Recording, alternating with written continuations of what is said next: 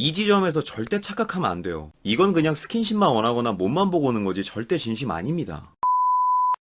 최근에 시작한 알바에서 매니저분과 친해졌습니다. 같이 일할 때는 이런저런 얘기도 하고 평소에 뭐하고 지내는지, 누구랑 살고 만나는지, 밥은 어떻게 하는지 등등 질문을 많이 하세요. 저를 옆에서 계속 쳐다보고 며칠 뒤에는 어깨 포옹까지 하면서 머리 쓰담하고 손가락 다친 데 데일밴드까지 붙여주고, 하지만 연락은 도저히 안 하네요. 무슨 마음인지 모르겠어서 사연을 보냅니다. 뭐 손에 데일밴드를 붙여주는 것까지는 응급처치 차원에서 그럴 수도 있다고 보는데, 어깨 포옹이나 머리 쓰담까지 들어갔다면 좀 의미부여를 할 수도 있겠네요. 내가 좀 좋아하는 마음이 있다면. 근데 솔직히 사연을 여기까지 듣고서 제가 그분에 대해서 어떻게 이야기를 하긴 좀 그렇지만, 그럼에도 불구하고 제가 추천드리는 한 가지는 일단 지금은 스킨십적인 부분은 더 이상 그만 오픈해야 될 것 같아요. 굳이 사연뿐만 아니라 우리 주변을 좀 자주 돌아봐도 이런 경우가 좀 많이 있는 것 같아요. 마치 뭐 사귈 것처럼 행동하면서 결국에 관계 진전은 안 되는, 그저 새로운 이성적 호기심으로 스킨십으로만 접근하는 사람이 있거든요. 그래서 제가 일단은 스킨십적인 오픈은 빨리 닫아놓으라고 말씀드리는 거예요. 아니 스킨십이 빠르면 무조건 안 좋은 상황이냐? 그런 건 아니거든요. 서로의 마음이 같고 애정의 속도가 같다면 스킨십이 좀 빨리 진행되는 것도 어찌 보면 더 좋을 수도 있어요. 그런데 지금같이 애매한 상황에서 괜히 서로에 대한 확신도 없으면서 스킨십하는 기간만 늘어나면 나중에는 내 마음의 의미부여만 더 커지고 스킨십도 점점 과감해질 우려가 있거든요. 연인이 된다는 건 서로의 마음에 대한 책임을 지면서 스킨십이라는 장점을 부가적으로 가져가는 거라고 전 생각하거든요. 근데 자꾸 이런 이도저도 아닌 상황에서 스킨십만 진행되면 나중에는 누군가에 대한 마음의 책임을 지지 않으면서 그저 쉽게 스킨십만 가져가는 사이로 발전될 가능성이 크기 때문에 그렇습니다. 굳이 지금 이 사연에 소개된 분을 향해서 하는 말은 아닌데,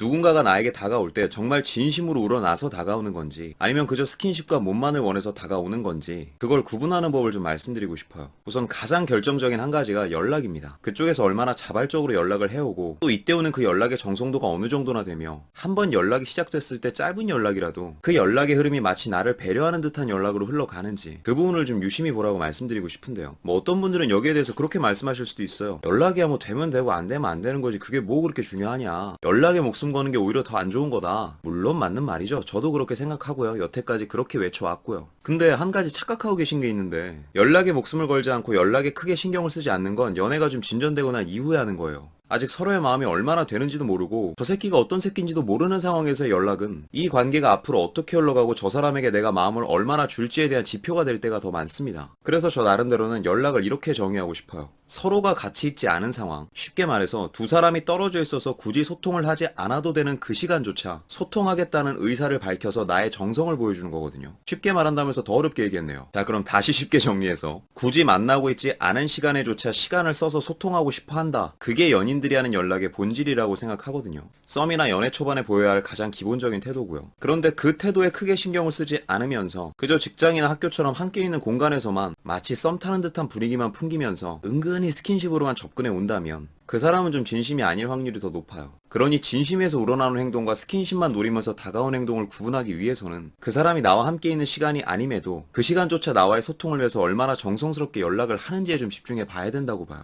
자, 그럼 연락만 신경 쓰면 무조건 진심인 거냐? 뭐 한 70%는 그럴 수 있는데 100%라고는 말씀 못 드리죠. 이제 뭐가 남았을까요? 두 번째, 만나야죠. 이것도 앞부분과 마찬가지로 굳이 함께하는 날이 아님에도, 사연자님을 예시로 들면 둘이 같이 일하는 날이 아님에도 시간을 내서 밖에서 나를 만나기 위한 노력을 하는가? 만났으면 그 상황에서 나를 얼마나 배려하고 나에게 얼마나 집중을 하고 있는가? 사실 그 두 가지만 봐도 웬만하면 다 구별해낼 수 있다고 봐요. 그리고 이건 진짜 팁인데, 제가 왜 계속 그 사람의 배려를 봐야 되냐고 말하냐면, 정말 순수하게 이 사람과 가까워지고 싶어서 만나려는 사람과 뭔가 다른 목적이 있는 사람들은 이 만남의 과정에서도 좀 차이가 나는데, 우선 이 사람과 좀 더 잘 되기 위해서 정성스럽게 연락을 하고 만남을 신청하는 사람들은 그 약속을 잡고 만나는 그 과정 안에서도 배려가 보여요. 언제 시간 돼요? 그러면 어디 괜찮아요? 이거 좋아해요? 그럼 이거 먹으러 갈래요? 이런 식으로 뭔가 상대방의 의사를 많이 물어보면서 최대한 그 사람이 부담을 느끼지 않게끔 약속을 잡아가는 게 있거든요. 근데 이건 제가 굳이 말로 풀지 않아도 느껴져요, 배려가. 근데 뭔가 요상야릇한 목적이 있는 놈들은 약속을 잡고 만나는 그 과정 안에서 그닥 배려가 보이지 않아요. 더 정확하게 표현하면 갑자기가 되게 많이 등장해요. 생뚱맞게 지금 요 앞인데 갑자기 보재요. 생뚱맞게 오늘 일 끝나면 갑자기 술 한잔 하죠. 두 사람이 그전부터 쌓아왔던 유대감이 있고 원체 친한 관계라면 그럴 수 있는데, 아직 그닥 친한 상태도 아니고 썸이라면 썸인 기간에 뭘 물어보지도 않고 갑자기 만나자. 조금 더 넘어가 볼까요? 갑자기 만나면 갑자기 술 먹자. 그럼 술은 낮에 먹을 때가 많을까요? 밤에 먹을 때가 많을까요?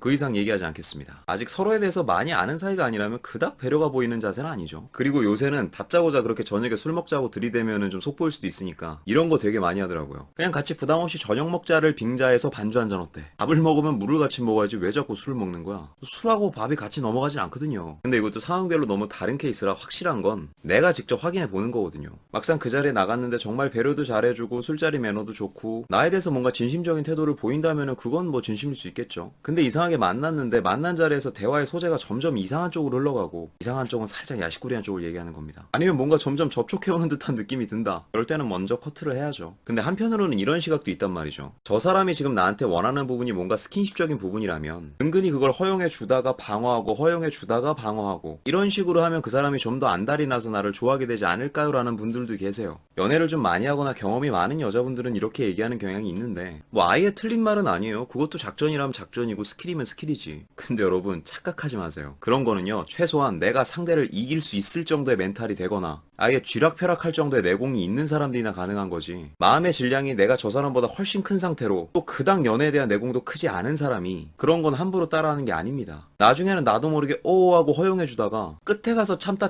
이 관계를 재정립하려고 하는 순간 미안한데 나는 너한테 그 정도 마음은 아니었다. 나는 아직 연애할 준비가 되어 있지 않아. 이렇게 새드엔딩으로 끝났다는 사연을 한두 번 본 게 아니에요. 그런 케이스를 한두 건 상담한 것도 아니에요. 그러니 아직 내 마음이 크게 준비가 되어 있지 않은 상황에서는 스킨십적인 부분도 내 마음대로 컨트롤이 안 될 때가 있단 소리입니다. 그러니 내가 아직 저 사람을 완전히 접을 마음도 없고 저 사람을 완전히 가질 용기도 없는 분들은 그런 애매한 상황에 계신 분들은 어떻게든 마음에 확신이 생길 때까지만이라도 스킨십적인 부분을 좀 방어하는 자세가 필요해요. 나중에는 내가 더 다칠 수가 있거든요. 끝으로 다시 사연으로 돌아오면 사연자님은 먼저 그 사람과의 연락이 트는 게 더 우선인 것 같아요. 연락의 정의를 말씀드렸죠. 굳이 만나고 있는 상황이 아님에도 나를 위해 시간을 써서 하는 게 연락이라고. 또 그게 소통하고자 하는 정성이라고. 연락이 먼저 안 온다면 내 쪽에서 해보는 것도 좋습니다. 그 사람이 그거에 대해서 얼마나 정성스럽게 대화를 하는가. 또 거기까지 갔는데도 애매하다면 먼저 만남을 신청해도 좋습니다. 그 사람이 언제 마음이 커져서 나한테 만나자고 들이댈지도 모르는 상황에서 혼자만 애타고 안달나서 언제 날 만나자고 하나 기다릴 필요 없다는 거죠. 아니면 빨리빨리 쳐내고 맞는 것 같으면 좀 더 확신을 보여주고 직진을 해야죠. 괜히 이도저도 아니게 가다 나중엔 진짜 이도저도 아닌 상황으로 끝나요. 그리고 만약에 만남이 성사되면 그 사람이 그 만나는 자리 안에서 그 대화는 어떤 식으로 흘러가고 거기서도 계속 스킨십적인 부분에만 집착을 하는지 또 뭔가 이상하게 계속 술 먹는 자리로만 이어지는지 그런 부분을 좀 유심히 봤으면 좋겠어요. 내가 그 사람을 완전히 버릴 수도 있고 완전히 찰 수도 있고 완전히 가질 수도 있다. 그 정도의 자신이 없다면 스킨십적인 부분은 함부로 오픈하는 게 아닙니다. 특히나 내가 더 많이 좋아하고 있는 상황에서는요. 아직 상대가 나에 대한 확신도 없는 상태에서 더 정확하게 말하면 아직 상대가 나와의 연애에 대한 책임도 지고 있지 않은 상황에서 뭐 스킨십적인 부분만 왔다 갔다 한다면 그건 딱 연애적인 책임을 지고 싶지 않으면서 연애적인 이점은 주는 꼴입니다. 그럼 그럴수록 상대는 더욱 애써 이 관계를 정립하고 싶지 않겠죠. 굳이 연애를 하지 않아도 연애적 이점을 가져갈 수 있는 상황이 될 테니까요. 이 점을 좀 잘 기억했으면 좋겠어요. 그리고 제가 좀 외아들이라 다행이지 만약 사연자님이 제 친여동생이었으면 단언컨대 저는 지금보다 더 호되게 얘기했을 것 같아요. 그러니 잘 판단하셨으면 좋겠어요. 뭐가 됐건 진심인 사람은 어떻게든 기다려줍니다. 제가 드릴 수 있는 말은 이 정도인 것 같네요. 많은 도움이 되시기 바랍니다. 그럼 오늘은 여기까지. 오늘도 영상이 마음에 드시는 분들은 여기 있는 사진 한번 눌러주시고 구독과 좋아요, 알림 설정 부탁드릴게요. 아프지 말고 삽시다.